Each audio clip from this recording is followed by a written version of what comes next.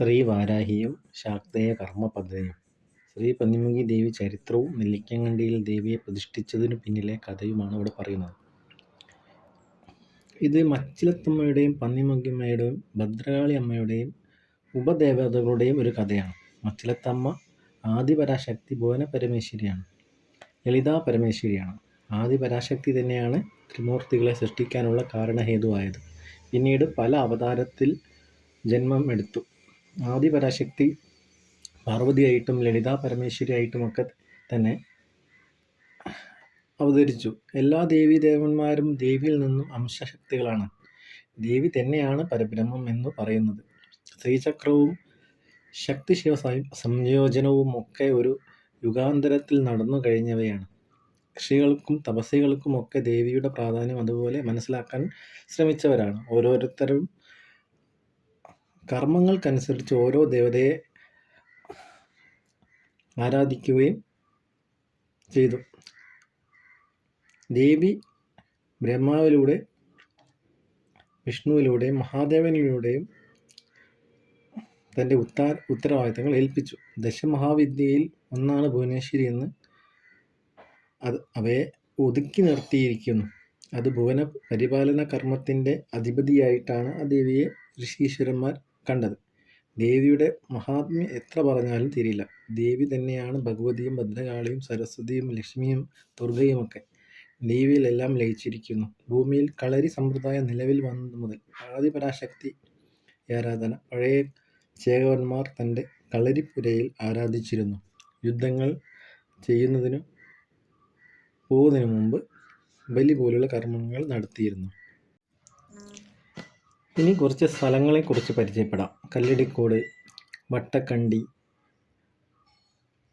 അതായത് തോറ്റമ്പാട്ടിൽ പാവട്ടിക്കാവ് എന്നും പറയുന്നുണ്ട്. പിന്നെ നെല്ലിക്കാങ്കണ്ടി, പിന്നെ ഒരു സ്ഥലം എന്നത് ചമൽ താമരശ്ശേരിക്കടുത്താണ്. എന്തായിരിക്കും ഈ സ്ഥലങ്ങളെക്കുറിച്ച് പറഞ്ഞത്? നെല്ലിക്കാങ്കണ്ടി തറവാടുണ്ടാകാനുള്ള കാരണം ശ്രീ പന്നിമുഖിയുടെ കുലദേവതയായിട്ട് പ്രതിഷ്ഠിക്കാനുള്ള കഥയുമാണ് ഇനി പറയാൻ പോകുന്നത്. ഒരു കുടിയേറ്റം ഈ തറവാടുമായി നടന്നിട്ടുണ്ട്. ആദ്യമായി കല്ലടിക്കോട്. പാലക്കാട് മലയോര പ്രദേശത്തെക്കുറിച്ച് പറയുന്നതിന് മുമ്പ് കുറച്ച് കാര്യങ്ങൾ പറയേണ്ടതുണ്ട്. മുകളിൽ പറഞ്ഞ സ്ഥലങ്ങളെല്ലാം ദേവി ആരാധനയും കളരി പരമ്പരയുമായി ബന്ധപ്പെട്ട കുടുംബമാണ് നെല്ലിക്കാങ്കണ്ടി കുടുംബം. ശക്തമായ ശാക്തേയ കർമ്മ പദ്ധതികൾ നടത്തിയിരുന്നു. വട്ടക്കണ്ടി എന്ന സ്ഥലം നരുക്കിന് കോഴിക്കോടിൽ നിന്നും അടുത്താണ്. ഇവിടെ നിന്നുമാണ് കഥ ആരംഭിക്കുന്നത്. 7 കാരണവന്മാരെ പറ്റിയാണ് ഒരു മുത്തശ്ശി കഥയാണ് ഞാൻ കേട്ടത്. ഈ കഥ കേട്ടപ്പോൾ നമ്മുടെ പൂർവികർ എത്ര ശക്തിശാലികളായിരുന്നെന്ന് മനസ്സിലായി. ഈ 7 കാരണവന്മാർ ചേകവന്മാരായിരുന്നു. കടത്തനാട് പ്രദേശത്തൊക്കെ രാജാക്കന്മാരെ ബലം കൊണ്ടും തന്ത്രം കൊണ്ടും സഹായിച്ചവരായിരുന്നു. ഇവർ കളരിയിൽ മച്ചിലത്തമ്മയെ വച്ചാരാധിച്ചിരുന്നു. സർവ്വസൈന്യാധിപതിയായി പലങ്കയ്യായി വാരാഹിയും ഉപദേവതയായി ഭദ്രകാളിയും ഇടത് വലത് ക്ഷേത്രപാലകന്മാരെ പോലെ കുടിയിരുന്നു. 7 കാരണവന്മാരും അവരവർക്കിഷ്ടപ്പെട്ട ദേവതയെ ഉപാസിച്ചിരുന്നു. മച്ചിലത്തമ്മ ഇവർക്ക് പരദേവതയാണെങ്കിൽ ഉപാസനാ ദേവതകൾ അതാത് കർമ്മ പദ്ധതികൾക്കനുസരിച്ച് ഉപാസിച്ചിരുന്നത്രേ. എല്ലാം ഇവർ അടുത്ത തലമുറയ്ക്ക് കൈമാറാൻ വേണ്ടി താളിയോല ഗ്രന്ഥങ്ങളിൽ രചിക്കപ്പെട്ടു സൂക്ഷിച്ചു പോന്നു. കുട്ടിച്ചാത്തനും ഗുളികനും ഭൈരവന്മാരും ഉപദേവന്മാരായിട്ടാണ് ദേവിയുടെ കൂടെ ഉണ്ടായിരുന്നത്. വട്ടക്കണ്ടിയിൽ ഭഗവതിക്ക് ശ്രീചക്ര പ്രതിഷ്ഠ നടത്തിയിരുന്നതായും ബലിക്കല്ല് ഉണ്ടായിരുന്നതായും ക്ഷേത്രക്കുളം ഉണ്ടായിരുന്നതായും പറഞ്ഞു കേട്ടു. ശ്രീചക്ര ആരാധനയിൽ സപ്തമാതൃക്കളുടെ പ്രാധാന്യത്തെയും എല്ലാ ദേവീദേവന്മാരുടെയും പ്രത്യേകതകളെക്കുറിച്ചും ആദിപരാശക്തിയുടെ ദണ്ഡനായികയായി സർവ്വ സൈന്യാധിപതിയായ ശ്രീ പന്നിമുഖി ദേവിയെ പറ്റിയും കൂടുതൽ പഠിക്കുകയും ഉപാസിക്കുകയും ചെയ്തിരുന്ന ഒരു കാരണവർ ഉണ്ടായിരുന്നു. രാമൻ എന്നാണ് തോറ്റൻപാട്ടിൽ അതിനെപ്പറ്റി പറയുന്നത്. മന്ത്രസേവ ചെയ്യാൻ വേണ്ടി കല്ലടിക്കോട് മല കയറി മന്ത്രസേവ ചെയ്യുകയും തപസ്സു ചെയ്യുകയും ചെയ്തു. ദേവി ശ്രീ പന്നിമുഖിയമ്മ പ്രത്യക്ഷപ്പെടുകയും ചെയ്തു എന്നാണ് കഥ. ദേവി തൻ്റെ മാലാമന്ത്രം ഗുരുകാരണവർക്ക് വരമായി നൽകുകയും ചെയ്തു.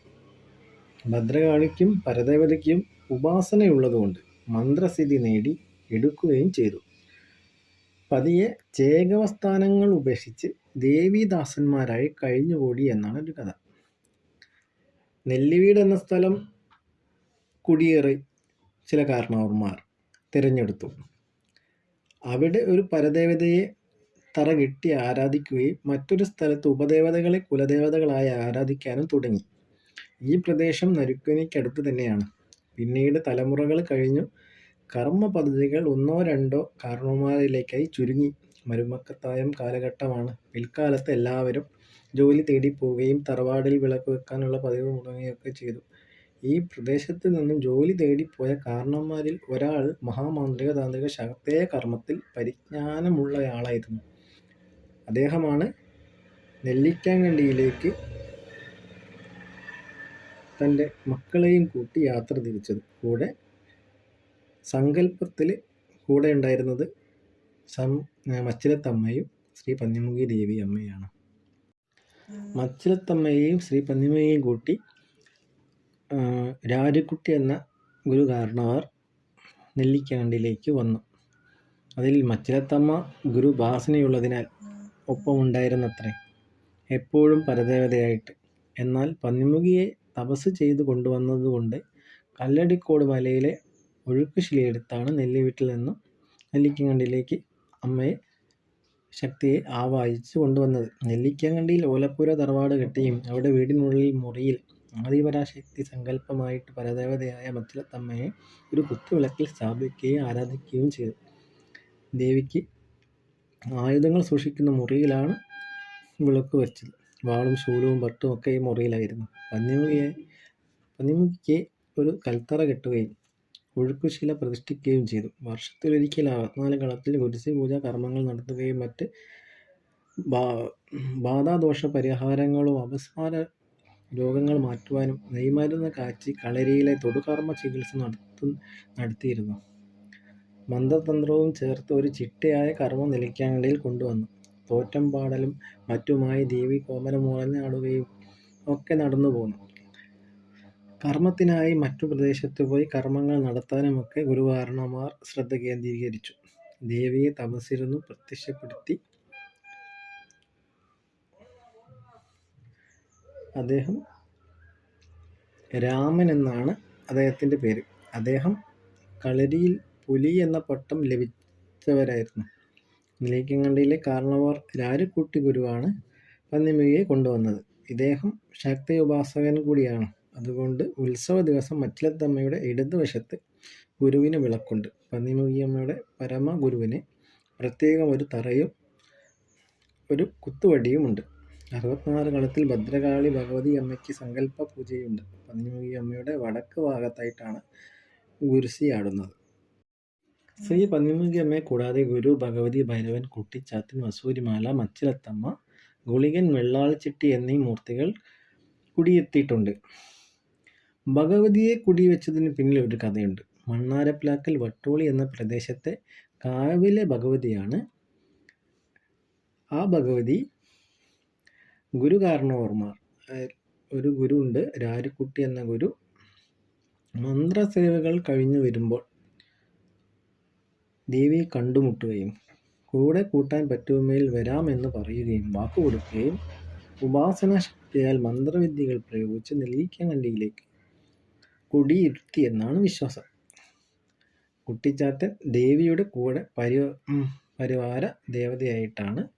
എന്നാൽ അടുത്ത പ്രദേശത്തെ കാവിൽ നിന്നും ഒരു കുട്ടിച്ചാത്തനെ ആരും കർമ്മങ്ങളൊന്നും ചെയ്യാതെ വന്നപ്പോൾ ആവാഹിച്ച് കുടിയിരുത്തിയിട്ടുണ്ട്. അപ്പോൾ 2 കുട്ടിച്ചാത്ത സങ്കല്പം നെല്ലിക്കാങ്കണ്ടിയിലുണ്ട്. ഉത്സവ തലേ ദിവസം കുട്ടിച്ചാത്തൻ്റെ ചിരട്ട കത്തിക്കൽ ഒരു കർമ്മമുണ്ട്. അത് കഴിഞ്ഞിട്ടേ ഉത്സവം നടത്താറുള്ളൂ. വസൂരിമാല ഭഗവതി കാരണന്മാരുടെ ശക്തിയിൽ നിന്നും ആവാഹിച്ച് കുടിയിരുത്തിയ ഭദ്രകാളി സങ്കല്പമാണ്. മച്ചിലത്തമ്മ പിൽക്കാലത്ത് വീട് പുതുക്കി പണിത സമയത്ത് ദേവിയെ കാവിലേക്ക് മാറ്റി സ്ഥാപിച്ചു.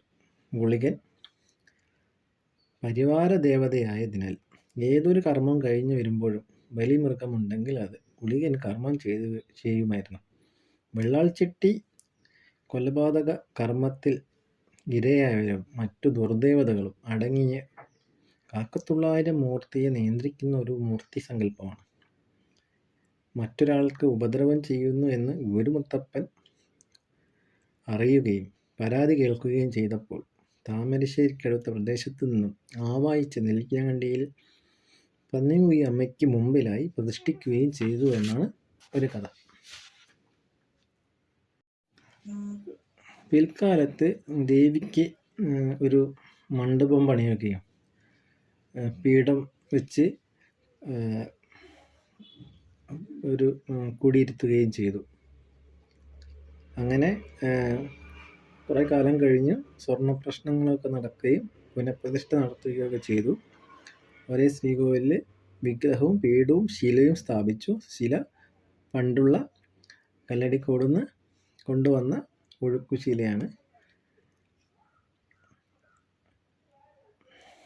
അങ്ങനെ വിഗ്രഹവും പീഠവും ശിലയുള്ള ഒരു അപൂർവം കാവുകളിലൊന്നാണ് നെല്ലിക്കാങ്കണ്ടിയിൽ ഉള്ളത്. ദേവിക്ക് ഭക്തർ ആടിനെ സമർപ്പിച്ച് എഴുന്നള്ളിക്കും, വാളും എഴുന്നള്ളിക്കും. അവരുടെ ആഗ്രഹ സഫലീകരണത്തിനാണ് അതൊക്കെ. അതുപോലെ മറ്റുള്ള ദേഹരക്ഷകളും മറ്റും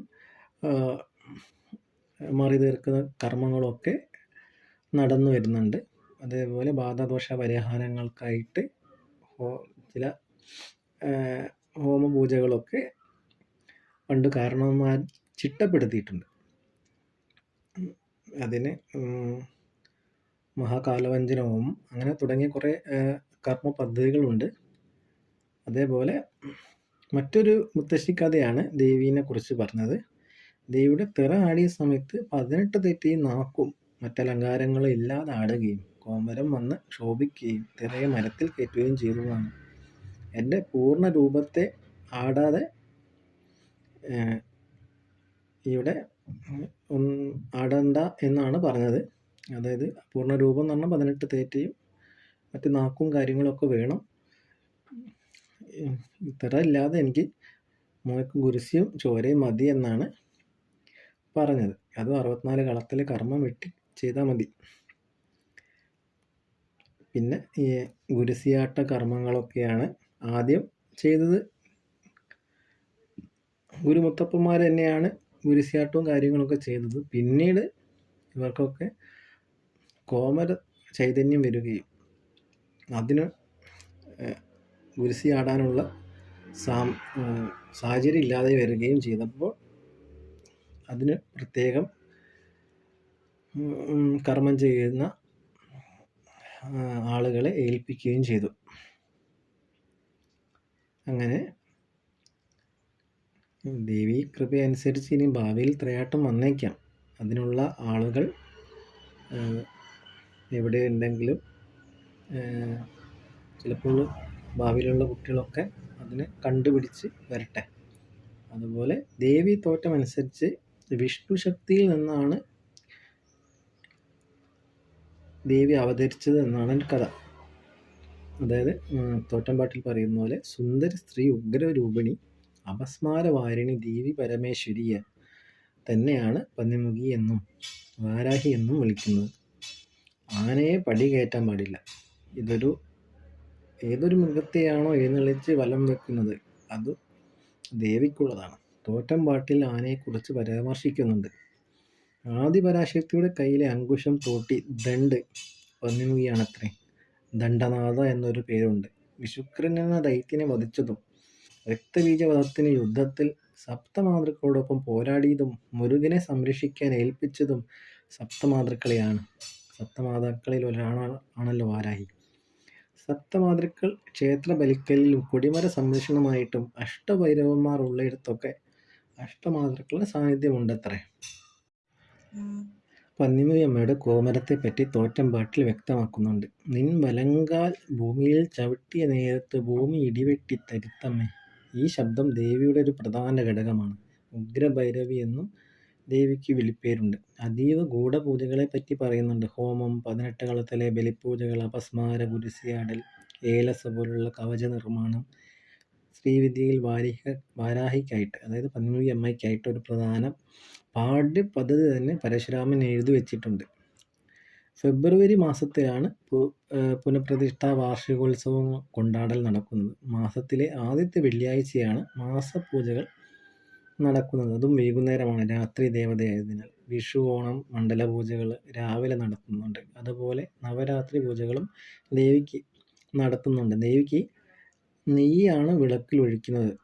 അതായത് ക്ഷേത്രത്തിനുള്ളിൽ നെയ്യാണ് ഉപയോഗിക്കുന്നത്. ആഴ്ചയിൽ ഒരു വെള്ളിയാഴ്ച മാത്രമാണ് നട തുറക്കുകയുള്ളൂ. നെയ്യ് ഉപയോഗിക്കാൻ കാരണം ഒരു നെയ്യ് മരുന്ന് കാച്ചുന്നൊരു പണ്ടൊരു തൊടുകർമ്മ ചികിത്സയൊക്കെ ഉണ്ടായിരുന്നു. നെയ്യ് ഒരു പ്രധാനപ്പെട്ട ഘടകമാണ്. നെയ്യും മഞ്ഞൾപ്പൊടിയും ഒക്കെ ഉഗ്രരൂപിണി സങ്കല്പമായതുകൊണ്ട് തന്നെയാണ് ഈ വെള്ളിയാഴ്ച ഒരിക്കൽ മാത്രമേ നട തുറക്കാറുള്ളൂ. പിന്നെ ചില കഥകളൊക്കെ മുത്തശ്ശി കഥ പോലെയൊക്കെ ഇങ്ങനെ ഓരോന്നും കേട്ടു. അതുപോലെ ഒരു കഥയാണ് പറഞ്ഞത്. ഒരു കോഴി തൻ്റെ കുഞ്ഞുങ്ങളെ നോക്കുന്നത് പോലെയാണ് അമ്മ നോക്കും. ശത്രുവിനെ കണ്ട നിലപരിശാക്കും. കുഞ്ഞുങ്ങളെ തൊടുമ്പോൾ ഒരു തള്ളക്കോഴി ചെയ്യുന്ന കർമ്മം തന്നെയാണ്. കുഞ്ഞുങ്ങൾ എന്ന് പറഞ്ഞാൽ അതായത് അമ്മയ്ക്ക് മുരുകനെ പോലെയാണ്. ദേവി സർവ്വസൈന്യാധിപതിയാണല്ലോ. അപ്പോൾ രക്ഷാനായികയും കൂടിയാണ്. നമ്മൾ സ്വയം പ്രാർത്ഥിക്കുമ്പോൾ നമ്മളെ പിച്ച വെച്ച് നടക്കുന്നവരെ ദേവി കൈപിടിച്ച് നടക്കും. അത് കഴിഞ്ഞാൽ ദേവി സ്വയം നടന്നോളം പറയും. നമ്മളെല്ലാ കാര്യവും ദേവി ദേവി എന്ന് വിളിച്ചിട്ട്, അത് ഏത് ദേവതയാണെങ്കിലും ശരി തന്നെയാണ്. നാം പാതി ദൈവം പാതി ആണല്ലോ. അതുപോലെ ചിലത് നമ്മൾ തന്നെ മുൻകൈ എടുത്ത് ചെയ്യണം. ഇടക്കാലത്ത് നെല്ലിവീട്ടിൽ ഒരു വലിയ മരം വീണു. ഒരു ഉയർന്ന മരമായിരുന്നു. അത് പറമ്പിൻ്റെ മുകളിലായിരുന്നു. അവിടെ കടപുഴകി വീണു. ഒരു അത്ഭുതം അവിടെ സംഭവിച്ചു. മരത്തിൻ്റെ ഒരു വേരുകൾ കൃത്യമായിട്ട് ആ തറയെ ഒരു ചതുരത്തറയാണ്, കൽത്തറയാണ്, പൊതിഞ്ഞ് സംരക്ഷിക്കുകയായിരുന്നു. ആ മരം എന്ന് പറഞ്ഞാൽ ഒരു ദണ്ഡാണ്. ദണ്ഡ് എന്ന് പറയുമ്പോൾ ദണ്ഡനാഥയാണ്. ദേവി തന്നെയാണ് സംരക്ഷിച്ച് നിർത്തിയത് എന്നാണ് നമുക്ക് തോന്നുന്നത്. ഭഗവതിയെ, ശക്തയെ, ഭുവനെ, പരമേശ്വരിയായിരുന്നു ആ തറയിലുണ്ടായിരുന്നു. മച്ചിലത്തമ്മയായിരുന്നു ആ തറയിൽ ഉണ്ടായിരുന്നത്. പണ്ട് ശക്തയ കർമ്മങ്ങളൊക്കെ ചെയ്ത് അവിടെയായിരുന്നു. പിന്നെ സ്വർണ്ണ പ്രശ്നമൊക്കെ വെച്ചു, അവിടെ നടത്തി. അങ്ങനെ കാര്യങ്ങളൊക്കെ അറിഞ്ഞു. അങ്ങനെ മറ്റുള്ള കുടുംബത്തെ പറ്റിയോ എവിടെ നിന്നാണ് വന്നത് പറ്റിയോ എന്തായിരുന്നു കാരണവന്മാരെ പറ്റിയൊക്കെ അറിഞ്ഞത് ഒരു സ്വർണ്ണ പ്രശ്നത്തിലൂടെയാണ്. നെല്ലിക്കാങ്കണ്ടിയിലെ കാരണവന്മാർ കൂടുതലായിട്ടും ഭദ്രകാളി കർമ്മങ്ങളൊക്കെ ചെയ്തു. അതായത് പരിവാര ദേവത കർമ്മങ്ങളാണ് കൂടുതൽ ചെയ്ത്. പൊന്മുടിയുടെ അമ്മേൻ്റെ കർമ്മങ്ങൾ ഭയങ്കര എന്താ പറയുക, ഉപാസന വേണം, നല്ല ശക്തിയായ ഉപാസന വേണം. അങ്ങനെ ഓരോരോ 18 ദിവസത്തെ നോയമ്പുകൾ ഒക്കെ പറയുന്നുണ്ട്. അതൊക്കെയാണ് ഏറ്റവും കൂടുതൽ, അതൊക്കെ ചെയ്യണം. പക്ഷേ ഈ ഭദ്രകാളി കർമ്മത്തിന് നമ്മളൊരു സങ്കല്പമായിട്ട് മതി. ഒരു വലിയ ചടങ്ങുകളോ മറ്റോ കാര്യങ്ങളോ ഒന്നും പറയുന്നില്ല. അപ്പോൾ ഏറ്റവും കൂടുതൽ പെട്ടെന്ന് കാര്യങ്ങൾ ചെയ്യാൻ വേണ്ടിയിട്ട് ഭദ്രകാളി കർമ്മങ്ങളാണ് കൂടുതൽ ചെയ്തത്. ഭദ്രകാളിയായിട്ട് കാവിലൊരു സ്ഥാനമില്ല. പക്ഷേ വസൂരിമാലായിട്ട് ഭദ്രകാളിക്ക് സങ്കല്പമായിട്ട് സ്ഥാനമുണ്ട്. അങ്ങനെ ഭദ്രകാളി കർമ്മങ്ങൾ ചെയ്യുകയൊക്കെ കാരണവന്മാർ ചെയ്തു. അങ്ങനെ ഈ 64 കളത്തിൽ മെയിൻ ഭദ്രകാളി കർമ്മമാണെങ്കിലും പന്നിമുഖിക്കായിട്ട് ചെയ്യുന്നതാണ്. വടക്ക് ഭാഗത്തായിട്ടാണ് ഈ കുരിശിയാടൽ കർമ്മങ്ങളൊക്കെ ചെയ്തത്. അങ്ങനെ ഈ നെല്ലിവീട്ടിൽ ശാക്തേയ ഭഗവതിക്ക് പന്നിമുഖിയും ഭദ്രകാളിയുമാണെങ്കിൽ, പരിവാര ദേവതയാണെങ്കിൽ, ഇവിടെ നെല്ലിക്കാങ്കണ്ടിയിൽ പന്നിമുഖിക്ക് കൂട്ടായി മച്ചിലത്തമ്മയും വസൂരിമാലയും, അതായത് കാളി സങ്കല്പവും ഉണ്ട്. ഈ ചാമൽ, അതായത് നമ്മൾ തൊട്ടടുത്ത പ്രദേശത്തിലേക്ക് ഇവിടുന്ന് കുടിയേറി പാർക്കപ്പെട്ട കുടുംബമുണ്ട്. അവരും പന്നിമുഖി അമ്മേനെ വെച്ചാരാധിക്കുന്നുണ്ട്. അവിടെ വാർഷിക ഉത്സവങ്ങളും പൂജകളൊക്കെ നടക്കുന്നുണ്ട്. ഗുരുതി കർമ്മങ്ങൾ നടക്കുന്നുണ്ട്. അപ്പോൾ നിങ്ങളുടെ നാട്ടിൽ എവിടെയെങ്കിലും വാരാഹി അമ്മേൻ്റെ പ്രതിഷ്ഠയോ അത് ആരും നോക്കാതിരിക്കുകയോ അങ്ങനെ എന്തെങ്കിലുമൊക്കെ കേട്ട കഥകൾ, മുത്തശ്ശി കഥകളൊക്കെ ഉണ്ടെങ്കിൽ കമൻറ്റ് ചെയ്യുക.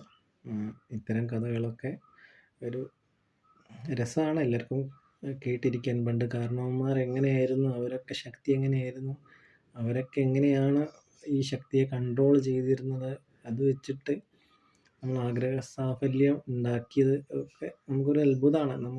നമുക്ക് സാധാരണക്കാരന് മനുഷ്യന് ഇത് ചെയ്യാൻ കഴിയില്ല. അപ്പോൾ അതൊക്കെ ഈ ഭൂമിയിൽ ഉണ്ടായിരുന്നു, അങ്ങനത്തെ ശക്തികളൊക്കെ ഉണ്ടായിരുന്നു എന്നുള്ള തെളിവ്, ആ തെളിവാണ് ഇത്തരം കാവുകളൊക്കെ. അപ്പോൾ എല്ലാവർക്കും ഇത്തരം കഥകളുണ്ടെങ്കിലൊക്കെ കമൻറ്റ് ചെയ്യാം. ഓക്കെ.